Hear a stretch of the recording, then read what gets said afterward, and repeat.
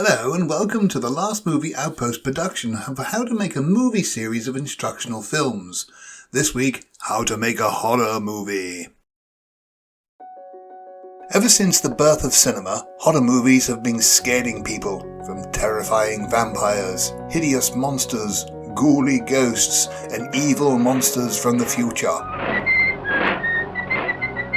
With modern horror movies, you can churn out 200 to 300 a year without sacrificing any quality. Here is what you'll need. Story.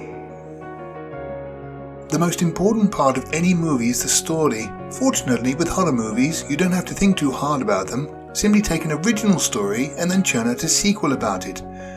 No matter how many sequels there have been about Halloween, the fans love to see Michael Myers in his mask running around killing people, over and over and over and over and over. Sequels are a great way of churning out as many movies as you like without overthinking them. Give your sequel a title that doesn't include a number of how many you've made, so you don't want any of your brighter members of your audience to know how many you're churning out. Kills.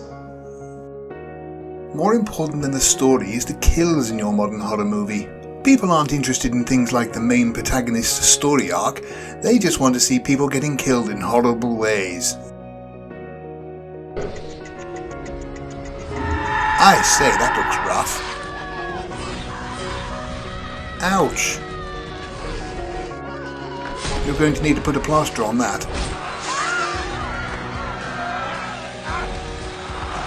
My word, right in the naughty bits. Oh no! I'm pretty sure heads aren't supposed to do that. You will also need blood. Lots and lots of blood.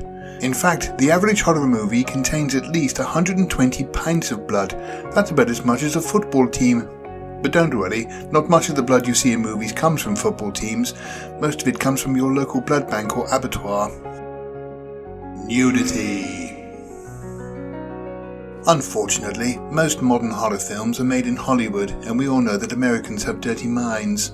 Because of this, your movie will have to have some nudity in it, at least a bikini or two.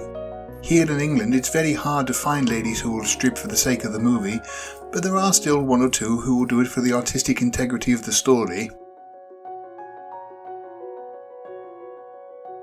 Jump scares. You don't have to worry too much about your movie actually being very scary, since you can just use the old favourite of a jump scare. You have a quiet moment, and then bang! A jump. It's very easy to give the impression that you know what you're doing.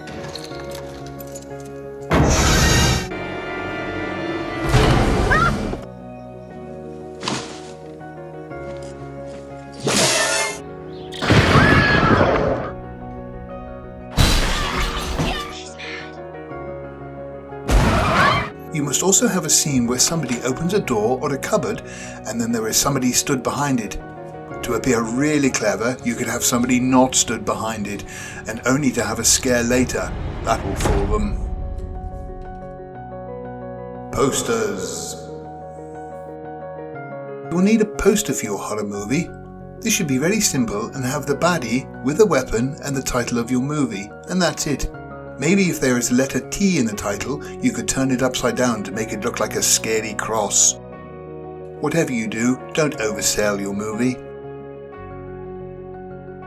You just need to throw all this together and there you have it, a horror movie. You won't have any trouble selling it, since there are lots of companies out there that will snap up anything these days. Netflix, you're greenlit. Who am I speaking with? All you need to do now is invest in a popcorn company, since your audience will be throwing it in the air at the scary moments of your film. Modern horror fans will lap up your horror movie, since they will lap up anything these days. Well, after all that, I need to sit down in my slippers with a cup of tea, which I might have to Irish up a little. So we will see you next time on the How to Make a Movie series of instructional films, brought to you by thelastmovieoutpost.com.